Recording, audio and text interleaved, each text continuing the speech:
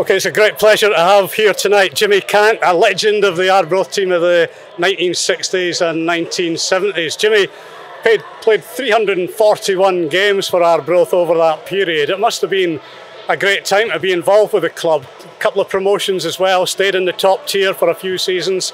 I mean, what are your abiding memories of your time here? Well, my time here, I really enjoyed it. Worked under a terrific manager, Albert Henderson, and we were fortunate to probably play at the highest level in Scottish football at that time. And what I enjoyed most of all was probably when we were playing the bigger clubs, Rangers, Celtic, whether it be away from home or here at Gayfield. That was the games that I really enjoyed.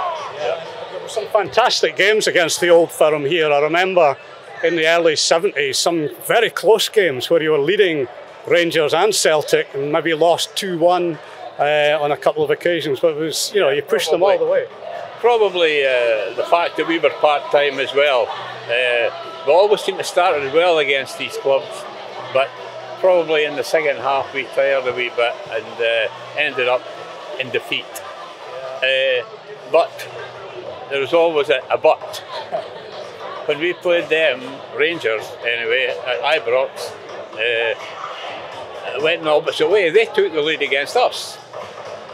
But at the end, that was the famous one, yeah, the one that we ended up winning by 3-2. Yeah. Brilliant. And I mean, would that be amongst the highlights of your time here? Yeah, certainly. Yeah, that one, and also when we played Celtic, we had to play them at Hampden because their ground was getting, I think it was their stand or something was getting renovated, and we had to play the game at Hampden, and we managed to draw 3-3. 3-3 draw, I think. Yeah. Derek Ryland scored a hat-trick. Yeah, he did, yeah. So what about your own goal scoring feats? Any particular ones that stand out? Not really, but the game that stands out probably for the fact that scoring goals was against Forfar. That was a local derby here at Gayfield, and I can't remember whether we ended up winning 9-0 or 9-1. I think it was 9-1, and in that game I actually scored 4 goals. Right. And that sticks in my memory because I actually scored the real hat-trick. It was 1-2-3 on the trot. Yeah. I was actually at that game, I remember it well, 9-1. But also, you might tell us the story, the promotion year, you were undefeated at Gayfield except for one game, and that was the New Year's Day game against Forfar, and you lost 4-0. Right. And there was rumours that maybe the players weren't really quite up for the game after Hogmanay celebrations. Well, I've got to put my hand up and say I'm not guilty. I wasn't playing. All right, okay. I was sitting. Capable of playing. No, I was sitting in the stand. I got dropped for that game, and I had words with Albert Henderson about it. I didn't realise he'd played so badly the week before to justify the fact that I was left out that game. But at the end of the game, I was probably glad I didn't play in it. Absolutely, yeah. I mean, you mentioned Albert Henderson there. Was at Arbroath for something like 17 years.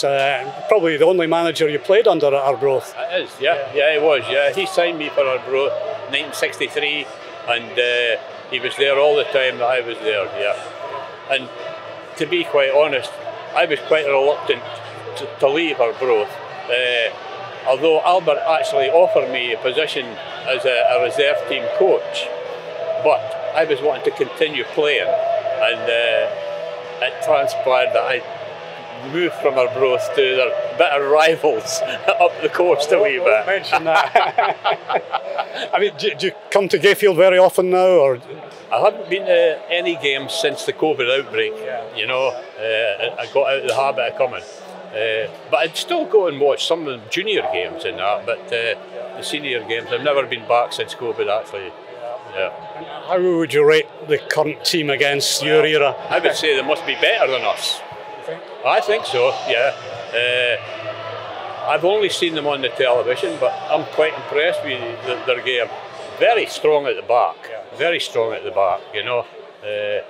And a wee bit unfortunate actually that they didn't get a chance against Kilmarnock, you know, the fact that they were leading 1-0 with just what, 10 minutes to go. You know. Still a chance, so we'll never know. That's right, yeah, you never know. Anyway, hope you enjoy the game tonight, and thanks very much for speaking to us. Thank you.